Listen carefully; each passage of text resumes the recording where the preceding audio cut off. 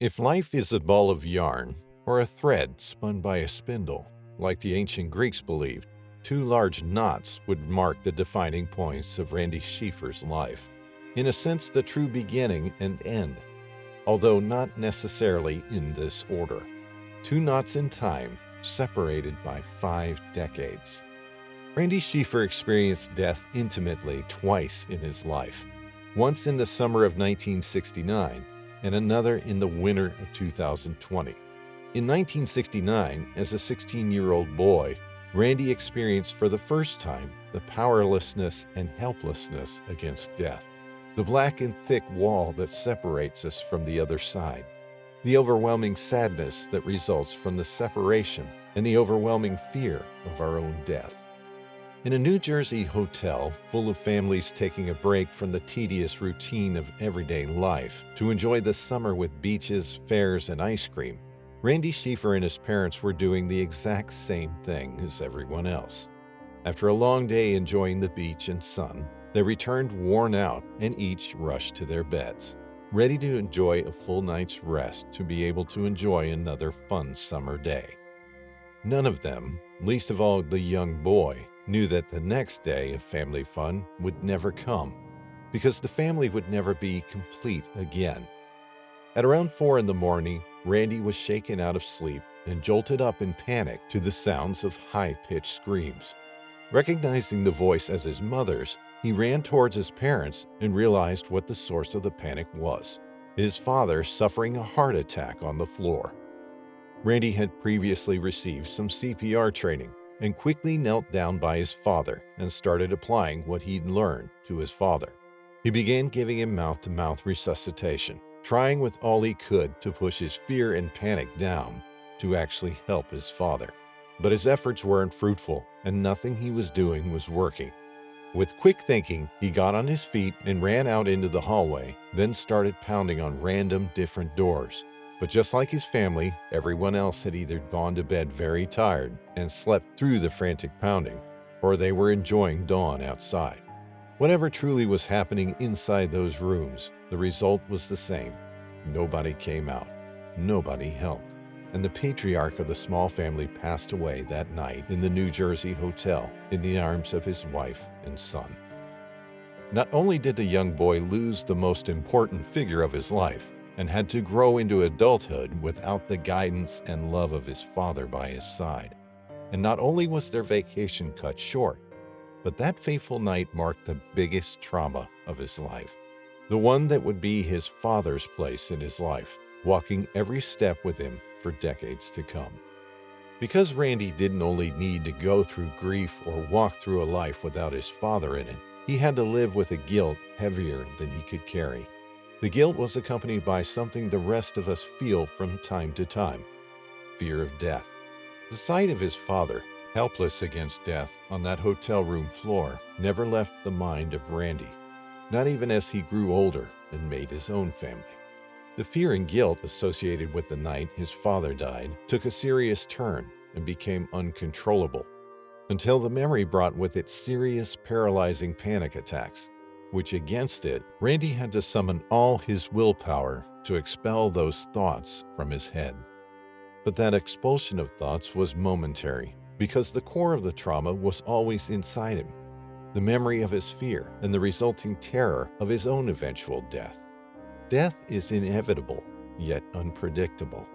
Everyone who has ever lived has died. Everyone who will ever exist will die.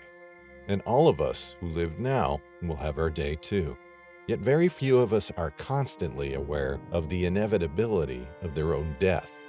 Most of the time, we bury this knowledge deep inside us and go about our lives making plans for tomorrow and the day after tomorrow. And when death comes for those we love, it momentarily disturbs this willful avoidance pact we have with it. And so grief is always accompanied by an element of surprise, even though death is one undeniable fact of our existence. But it's this willful ignoring of the looming constant threat of death, stealing us from all we know and love into the unknown, that lets us survive and live in peace. Randy didn't live in that peace. Death was to him an impenetrable curtain of darkness that he could always see from the corner of his eyes. For 5 decades, that's how Randy Schiefer lived, until March 2020, when COVID-19 raged through the world, reminding us of our mortality and fragility. And as a 67-year-old, Randy experienced death in a way very few were lucky enough to return from. He experienced it firsthand. It all started with a persistent flu that 67-year-old Randy didn't seem to be able to recover from. His doctor assured him that he only needed more rest, but rest didn't do its expected performance, as not only did the symptoms remain, but got worse and worse as the days of March went by. Eventually, when it started getting clearer that it was no common flu, Randy tested for COVID-19 and was positive. As it sometimes is, despite the slow start, the deterioration happened rapidly, and soon enough Randy had to rush to the closest hospital, where he was eventually put into a medically induced coma and kept alive on life support by a heart-lung machine. For nearly a month, Randy remained in the deep coma, with the machine pushing air in his lungs and the blood in his veins, unconscious. He eventually came through when the doctors treated him to the convalescent plasma treatment his daughter pushed for. On a Friday, he received a blood transfusion, and a few days later, by the next Sunday, the doctors were finally able to turn off the heart-lung machine. It only took a few more days for his lungs to clear completely, and for his kidneys and liver to start functioning again. Only after this improvement and the wearing off of his medications, when the doctors were sure he was steadily improving, did they permit his daughter to keep him company in his hospital room.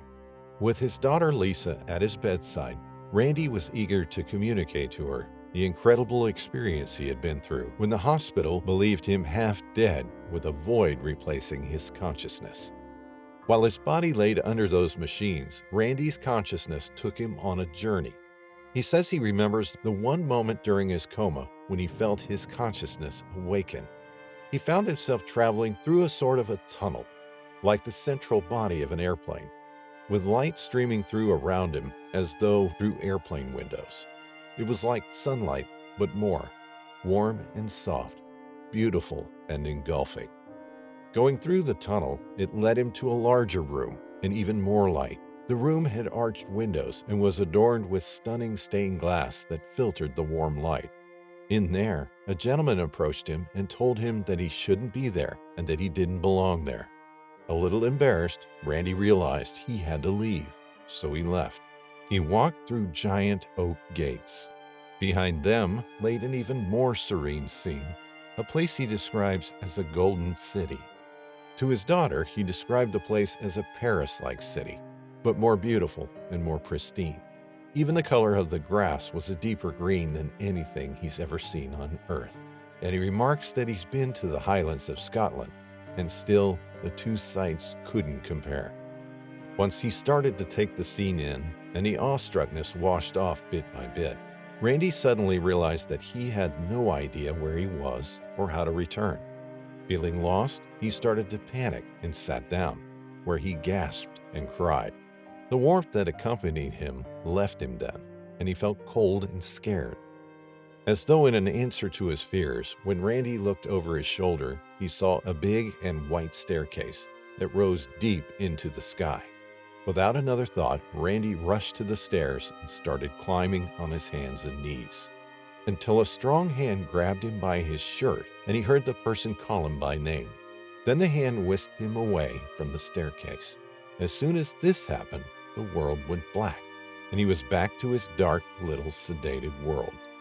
Gently, his daughter Lisa reminded him that none of this happened and that he's been in a coma for the past month, that he hadn't traveled nor even left the hospital room. Upon his insistence that his experience was real, Lisa suggested that it was most likely a hallucination or a nice dream. An idea that didn't go well with Randy, who remembers his dreams and hallucinations have always been foggy and surreal, with things like dancing pandas. Not something so transcendental and real like that. This wasn't a surreal experience, but simply an experience more real than anything else he's ever felt, full of love, warmth, and peace. a connection with his environment beyond anything he felt in his life. Those weren't just words either. The shift in her father's personality indicated that what he experienced was more real than she'd given the benefit of the doubt. After that experience in the hospital, for the first time, her father told Lisa and her mother about the first knot of his life, the death of his father. He shared the intimate details of the worst night of his life for the first time.